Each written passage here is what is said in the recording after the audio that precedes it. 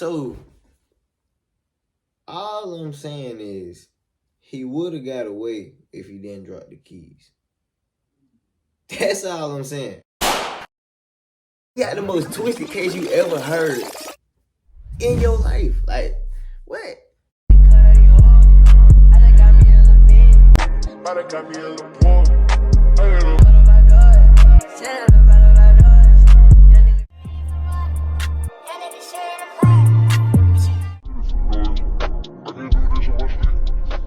What's up, YouTube? It's your boy PP Malik, and I'm back with another video. And I said I'm back with another video, man. Hey, check this out. We got something special today. We got something special. We got something new. We got something spicy. Like, we got something interesting. You hear me? Like, but I don't want to make this intro too much longer. We just gonna get straight into the video. You ready? I'm ready. Let's do it. Whatever happened to Tamika happened right there in your apartment. Yeah, I'll tell you that. How you know I'm blood? It could be anybody's blood. No, it can't be anybody's blood. How long do you think we've been doing this? You don't know that we can tell one person's blood from another blood? Got it. On Monday, June 14th, 2004, the family of 24-year-old Tamika Houston reported her missing after weeks of no contact. Although she was known to be independent, spontaneous, and often went days without contacting her family, it was unusual for her to go completely silent without returning any calls. The family contacted the Spartanburg Police Department in South Carolina to do a welfare check on Tamika. After searching the house, they noticed that many things didn't align with what they were told about Tamika's personality. This raised questions for investigating officers who launched an immediate search for the young woman. Had Tamika decided to leave her life behind in search of her dreams? Or was there a more sinister aspect to her disappearance? Hello, and welcome back to M7 Crime Storytime, where we cover solved, unsolved, and twisted cases from around the world. Today, we dive into the most twisted case of Tamika Houston. Today, we visit Spartanburg, South Carolina, the county seat of Spartanburg County. In the late 19th century, it was the center of the textile manufacturing industry. Its nickname, Hub City, comes from the railroad lines that radiated from the city center to form the shape of a wheel hubcap. Spartanburg's population of 38,000 enjoys a suburban lifestyle with the charm of southern small-town living. In terms of affordability, it's a good area to raise a family. But, like other cities of its size, crime is always present. It does lean towards having a high crime rate, but following the general safety rules can reduce one's chances of becoming a victim. It's in Spartanburg that our story begins. Tamika Antoinette Houston was born in Spartanburg, South Carolina on December 11, 1979, to parents Anthony Houston and Gabriella Semineni. She had an older stepbrother named Shaquan, a younger brother named Anthony Jr., and a sister named Antonia. Tamika was described as having a warm and welcoming personality. She was always smiling and made friends easily. After graduating high school, Tamika began working as a waitress. She moved out of her family home and settled into her own small house on Harvard Drive in Spartanburg. Tamika always had a love for animals, and once she found herself her own place, she adopted a pit bull named Macy. Tamika was also very involved in her church, particularly the church choir. She loved to sing and intended on pursuing a career in the music industry.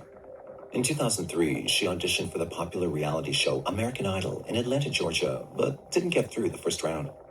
After realizing that her dream of performing was going to be a long and arduous journey, she decided to return to nursing school and settled into her new passion. In May 2004, the school term was at an end and the summer holidays were fast approaching. Tamika was preparing for a much-needed break from nursing school and the exams. She was known to make sudden decisions to visit friends and family. She didn't have class to report to. She didn't have a job to go to every morning. She was very spontaneous. She was the type of person to get in her car and kind of go. Initially, her family wasn't concerned by her lack of communication. However, her aunt, Rebecca Howard, grew concerned when she discovered Tamika hadn't been returning her mother's calls. 2 weeks was too long to go without contact. Rebecca contacted the Spartanburg Police Department, believing something may have happened to Tamika. I called police and said that there's clearly something wrong. I can't locate my niece. She's not returning anyone's phone calls. Officers from the department agreed to do a welfare check, but told Rebecca it was possible she may have just decided to take a trip out of town. When they arrived at Tamika's house, they first noticed that her car, a 1991 black Honda CRX, was missing and the doors to her house were all locked. They walked around the house and found one of the windows unlocked. Officers announced their presence but received no response. Fearing something may have happened to her, they entered through the window. Inside, however, officers found some clues that didn't quite add up. They noticed an uncashed paycheck on the kitchen counter. A check of the house revealed that there were no evident signs of a struggle. While looking through the rooms, officers started to smell something awful in the air.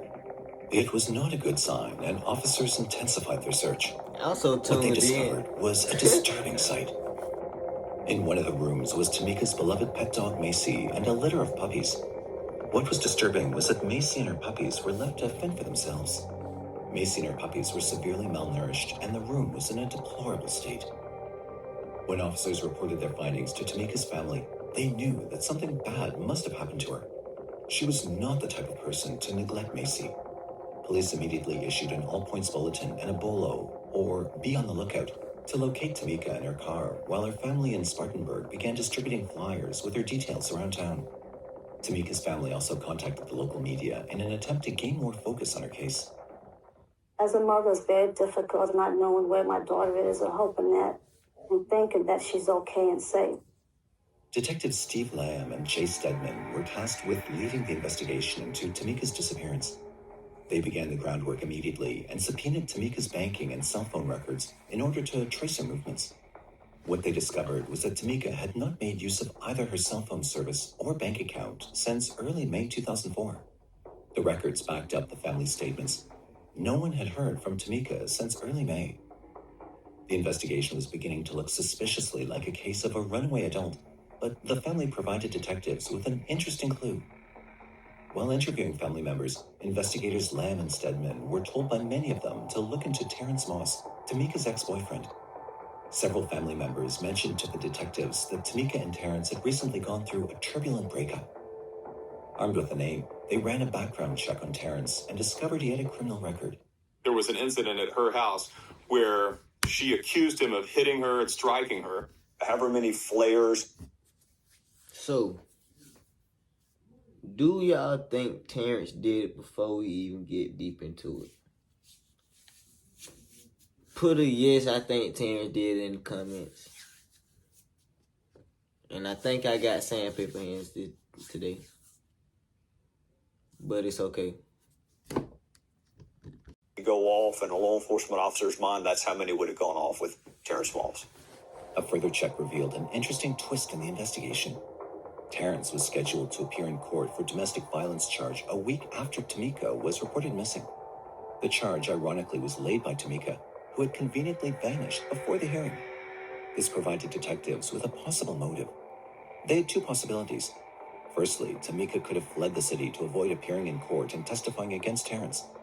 The second possibility, however, was more sinister. Terrence could have abducted Tamika and may have been holding her hostage in order to have the charges against him dropped for her lack of appearance in court. They couldn't rule out either possibility, so their next step was to call in Terrence. On June 23, 2004, Terrence voluntarily went to the Spartanburg police station after detectives called him in for an interview. He told detectives he was there to help them in any way possible in order to find Tamika. Detectives, however, were more interested in his relationship with Tamika. Terrence explained that he and Tamika met in the year 2000 and were living together until March 2004.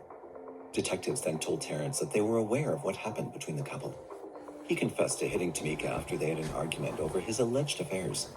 Tamika then told him to move out and filed a domestic abuse charge against him. I actually punched her. What the wait? And I fell down on my.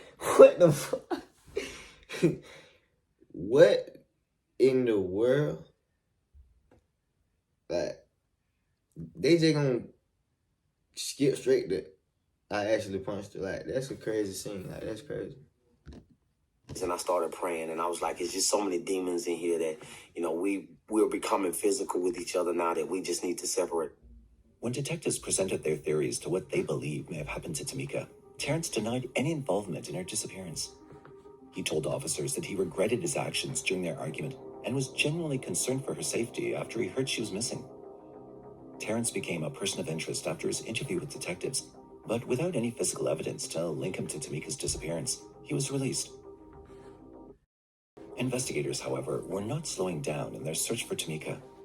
They started by looking at recent hospital admissions and through files at local mortuaries for any Jane Does who may have been reported between May and June 2004. They had also looked through the accident reports and 911 calls that were made between that same time period.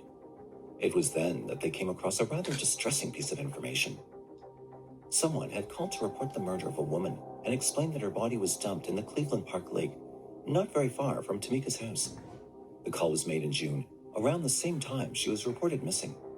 Investigators launched an immediate search of the area. Divers were sent into the lake and searched it thoroughly. Investigators on the ground also looked for a body among the hedges and trees using cadaver dogs. Hours later, the search was called off after investigators concluded that there was no body to be found. To detectives, it sounded like a call made to detract their investigation. They tried to trace the call back to a location, but discovered it was made from a prepaid cell phone or burner phone near Cleveland Park Lake. In a way, it provided hope for detectives because they believed Tamika may still be alive and could be rescued. Meanwhile, Tamika's family continued to keep the public informed about Tamika and her disappearance. They offered a reward of $50,000 to anyone who could provide information that would lead to Tamika's discovery. Detectives received numerous tips, many of which were bogus. The leads that seemed promising ended up being cases of mistaken identity, leading investigators to dead ends. However, Tamika's family were not ready to throw in the towel, and their persistence would lead investigators to another promising lead. In July 2004, a month after Tamika was reported missing, a woman called the Spartanburg Police Department to report an abandoned car in her Barksdale apartment parking lot. A woman saw the flyer and saw the description picture of the car on there and said, this looks like a car that's parked behind Barksdale Apartments. It wasn't just any car. The woman said it looked similar to the car in the missing persons posters all over the city. That's Investigators crazy. and forensic units rushed to the Barksdale apartment complex that was located just 4 miles away from where Tamika lived. The car looked exactly like the one Tamika owned, and after checking the number plates against their records, investigators confirmed that it was, in fact, her car. That's What investigators crazy. still needed to determine was whether Tamika abandoned the car herself, or if someone else had parked it in the apartment complex. Forensic teams searched through the car looking for any clues. There was no blood or scuff marks to suggest a struggle had occurred. However, after dusting down every surface, they found a partial fingerprint on the steering wheel. Under the front passenger seat, investigators discovered a set of keys. After weeks of searching for Tamika, they finally located a piece of evidence that could possibly unlock more answers in their investigation. Investigators questioned residents at Barksdale about whether they'd seen anyone parking the car in the apartment parking lot. One resident said he'd seen a single African-American man park the car and walk away. Another said he saw 2 African-American men abandoning the car. The reports were conflicting. Investigators had to rely on the evidence they found to point them in some direction: the partial fingerprint and the set of unknown keys. The fingerprint was uploaded to the Integrated Automated Fingerprint Identification System, but there was no match in the system. This allowed investigators to eliminate Terrence as a suspect. The only other clue investigators had was the set of keys. Detective Jay Stedman began the process of elimination by using the keys to unlock Tamika's car, but none of them worked. He then visited her house and tried using the keys to unlock the doors of the house. That, too, turned out to be a dead end. Investigators reasoned that if the keys did not belong to Tamika, then they must have belonged to the person responsible for her disappearance. A further look at the keys revealed a stamp with the code AA14 on the surface. These keys were then taken to all local locksmiths for identification. Fortunately, one of the locksmiths identified the key immediately. He told detectives that the keys were made from the Fremont School apartment complex in Spartanburg. Investigators learned the apartment complex was once an elementary school that had been converted into public housing. There were 46 apartments in total, and investigators tried the keys out on every door. When they believed their luck had finally run out, the key unlocked a basement apartment which had been abandoned due to flooding. What? Nevertheless, investigators collected whatever evidence they could and sent this to the crime lab for testing. They also questioned the apartment complex maintenance man, who told them the basement apartment had been empty for a long time. He then explained the policy of the apartment's management team. The doorknobs on each apartment were switched around after a tenant was evicted. This avoided non-paying tenants from using their keys to re-enter the flat without the manager's knowledge. However, the apartment's records were not kept in good order, so he was unable to tell investigators from which apartment the doorknob had been exchanged. He was, however, able to provide investigators with a list of former tenants. The results from the crime lab were a disappointment. They didn't provide any evidence that proved Tamika had been in the apartment. Investigators then turned to the list of names of former tenants. Tamika's family didn't recognize any of the names on the list, but a close friend of hers said one of the names sounded familiar. Her best friend mentioned there's this guy named Chris that she started seeing around the time of her disappearance. For Tamika's family, the news was unexpected. Tamika's friend told investigators that Tamika mentioned a man named Chris with whom she'd recently started dating after her split from Terrence. She wasn't sure about his last name, but there was a tenant on the list named Christopher Hampton. Investigators ran a background check on Christopher. The results raised many eyebrows. 23-year-old Christopher had a criminal history. He was convicted on a charge of bank robbery in May 2000 and had served 4 years for the crime. He was in the middle of serving a 30-day sentence after being arrested for a traffic violation. Because he'd broken the conditions of his parole, Christopher was sent to jail without a hearing. However, at the time of Tamika's disappearance, he was not in jail and had also been evicted from his flat at the Fremont School apartment a month after she was reported missing. After locating him, investigators brought Christopher in for questioning in late June 2004. He admitted that he was dating Tamika, but said he wasn't responsible for her. I ain't gonna lie. His head shape so ugly. It looked like some type of nut. Pause. Disappearance. When they asked Christopher where he thought Tamika was, he responded by saying she'd mentioned something about going to Bike Week. She said, I want to go to Bike Week. She said who she was going with? No, she didn't say. She said she was going. Did you see her at any point after that? Nah, that's my thing. His fingerprints were checked against the partial print found in Tamika's car. Investigators were certain that Christopher's fingerprints would match. However, their hopes of finding a lead hit an unexpected dead end. The fingerprints were not a match. Investigators were at a loss. Every lead they had was drying up.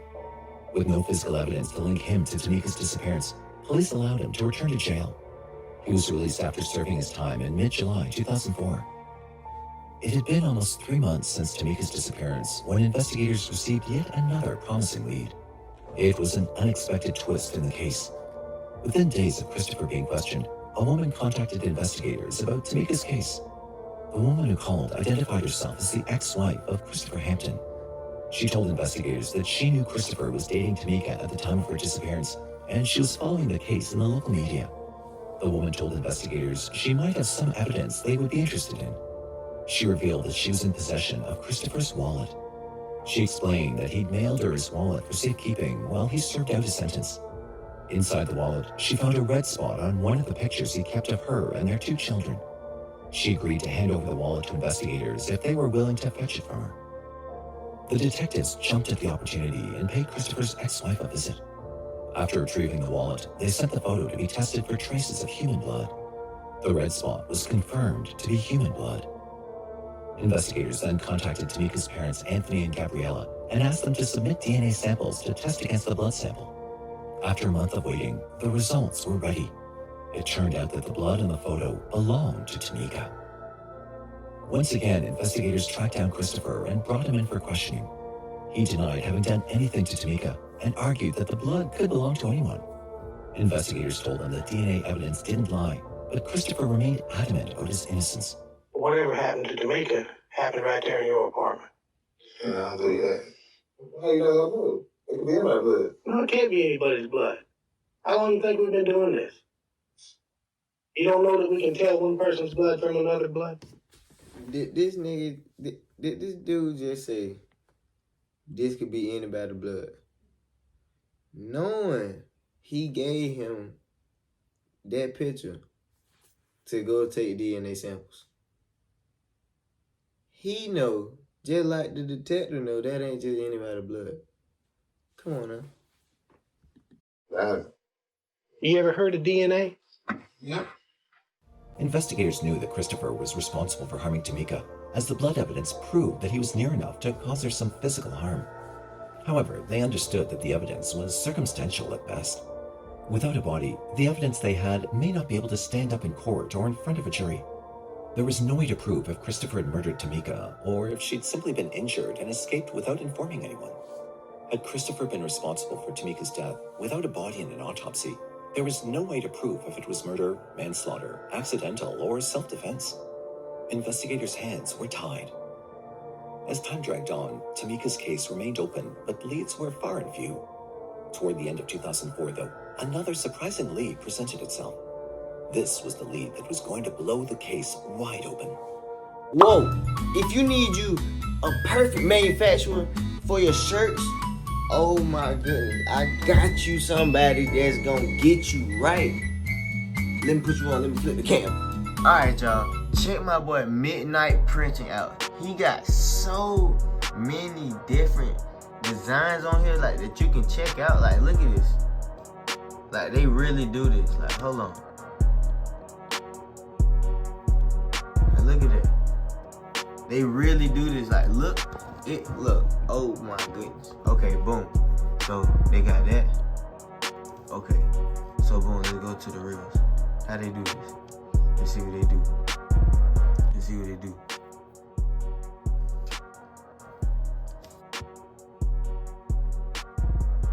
They really do this. They got a whole setup. Hit them up on IG, Midnight Valley Printing.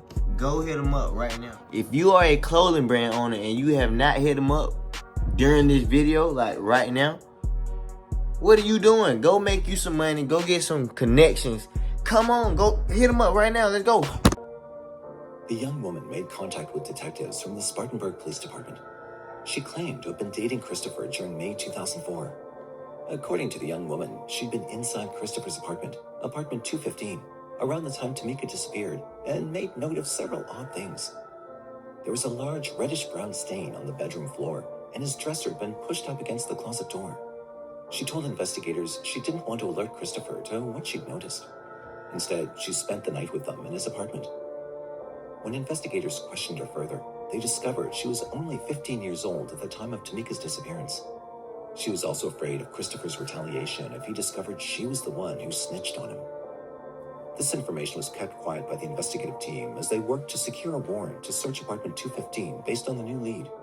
Investigators remained cautiously optimistic as they knew it had been too long since Tamika disappeared, and whatever physical evidence remained could have been contaminated by the new tenants living in the apartment.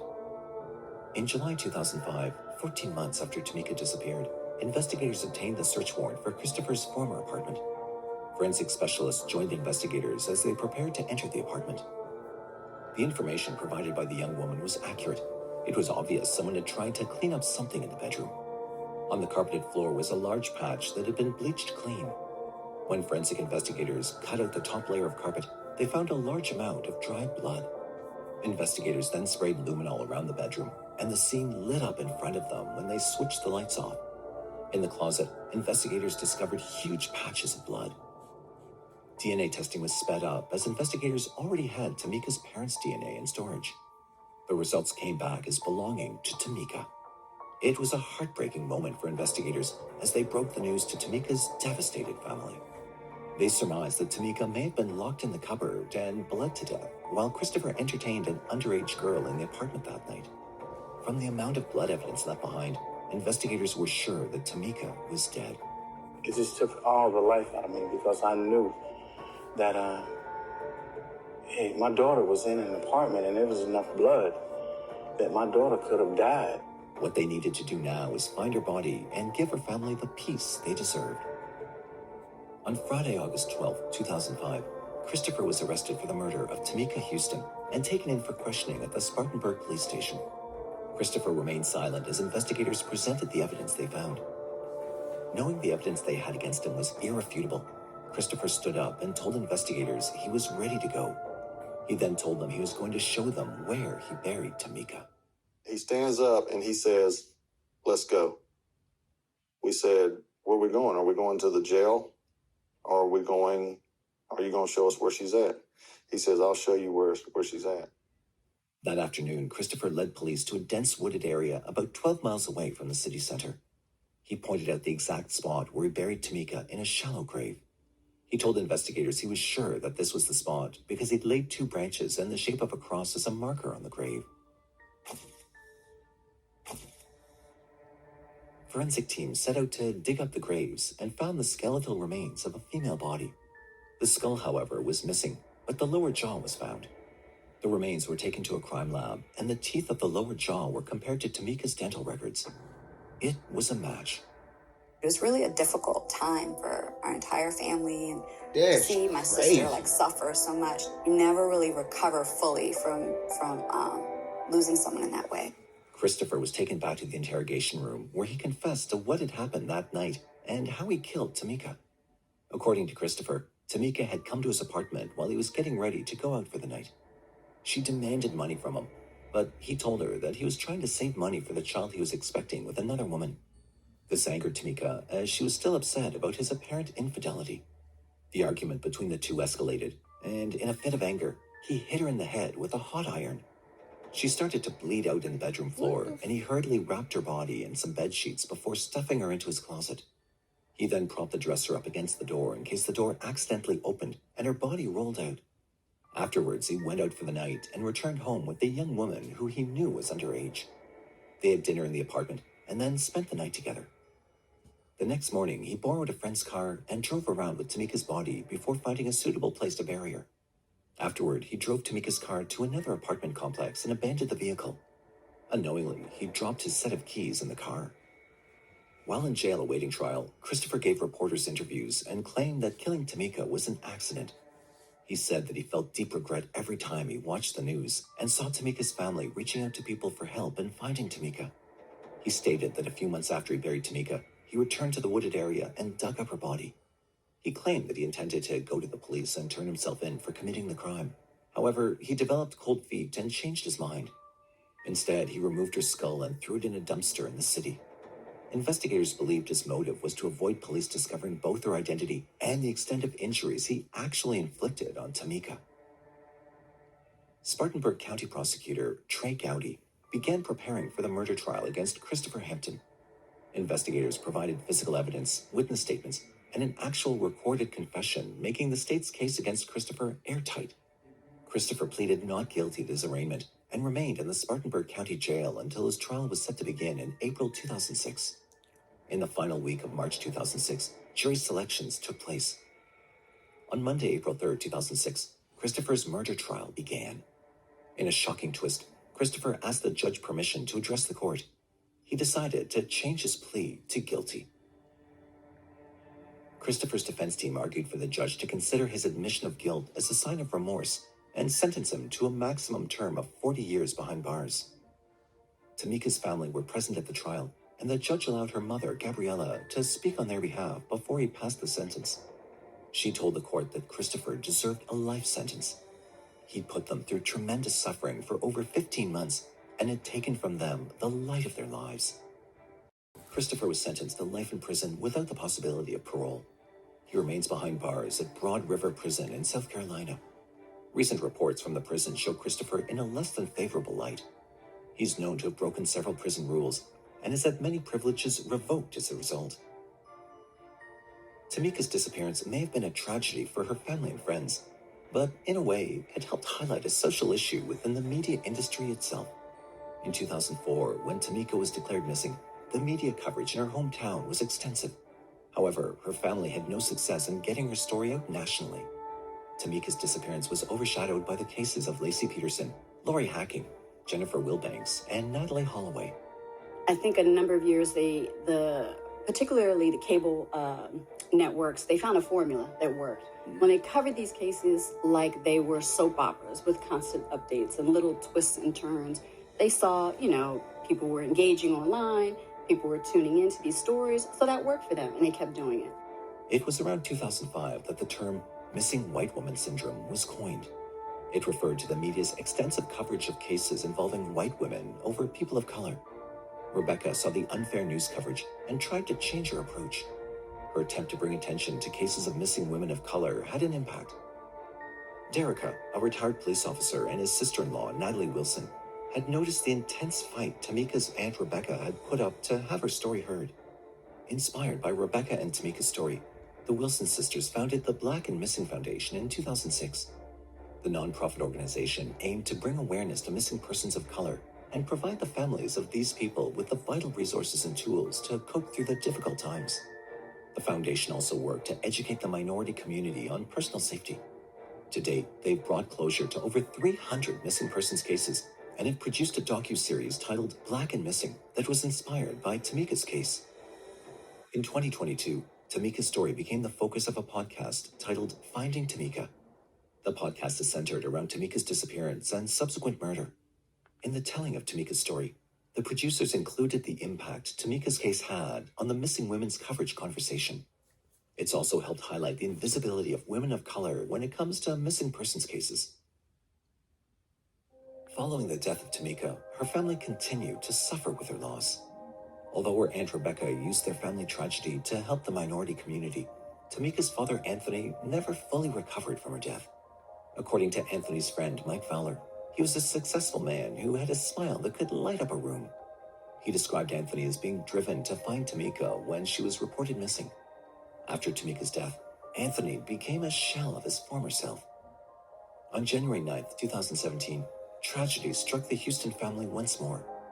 Paramedics were called to the home of Anthony Houston. Exactly who had made the call was never made public. He was found dead in the home he shared with his wife, Joanne. He'd suffered a self-inflicted gunshot wound to the head. Joanne, too, had been shot and was still alive when emergency services arrived. However, she later died in hospital. The investigation concluded that it was an apparent murder-suicide. Friends close to the couple said there were never any visible signs as to what led to such a tragedy. The couple were the picture of love and devotion. It was clear that no one else would understand what issues they were battling in their personal lives. The impact of Tamika's death was felt in two ways within her family. Her Aunt Rebecca used the tragedy to create awareness and bring about a change, while her father, Anthony, suffered in silence to the very end. It also serves as a reminder to women to be wary of the company they keep. Our case today opens many channels for debate, but here's some things for you, our viewer, to consider. Do you think Tamika's case will have the impact her Aunt Rebecca wants? Do you believe that Christopher Hampton felt any remorse for killing Tamika?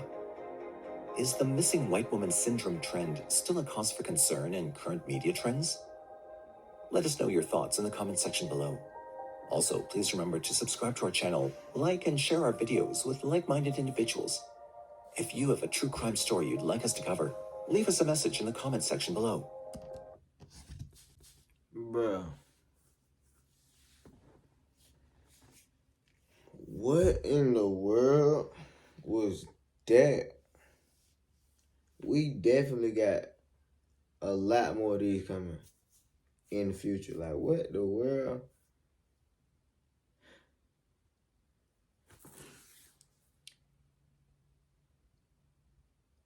So, all I'm saying is, he would have got away if he didn't drop the keys. That's all I'm saying. But stay in school, don't do drugs, don't kill people, don't hit women. Go check out the other videos. We lit over here. PP Malik. Plan, pray, execute. PPE. And we out. Okay, bye. Stepping on shit, should've went to the Navy. Put a trap on the mail, got me feeling like baby. Let it pop my shit, I see why they hate. 19 years old, AMG to Mercedes. Catching none of these whole plan, be gotta save. On the road to the riches, I ain't having no base. Just a turn young nigga, probably fucking